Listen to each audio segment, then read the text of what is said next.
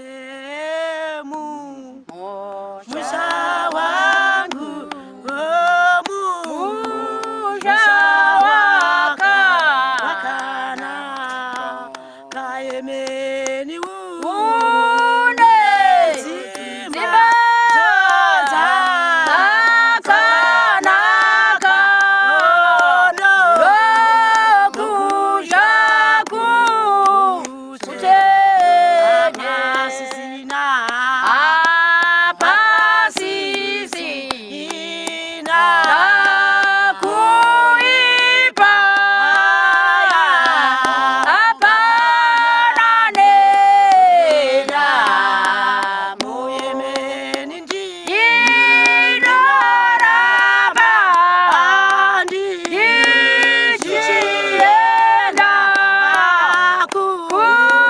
kumushamu mushamutenya ndichauona nariniko uyo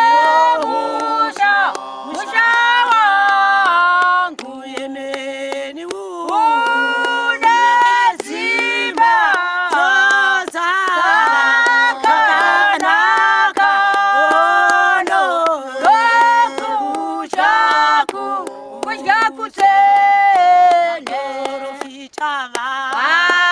porofita yoma bazizisi yoma kafira Yesu yemeni walimo pakamwe na Kristu one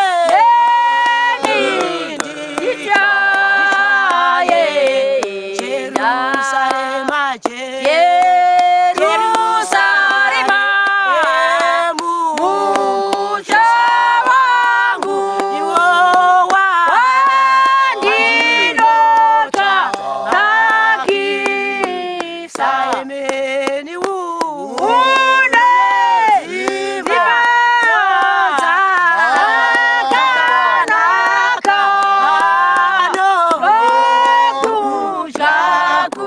kujakutene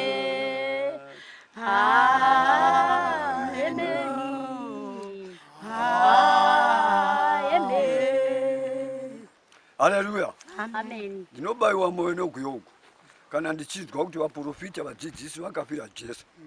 Zvinondibaya ndechekuti shoko rokuti kufira munhu ndosaka Jesu akazove navo pamwe chete vaprofita navadzidzisi. Kufira munhu kunova kuti ndaperera muviri wangu wese, pfungwa dzangu dzose kana kufa ndinomufira munhu. Ndo zvatinofanira vaKristu kuti tizviite. Mwoyo yedu ngaiunganidze zvinhu zvose mumwoyo. Tiite ukama naMwari kumufira pamabasa ose.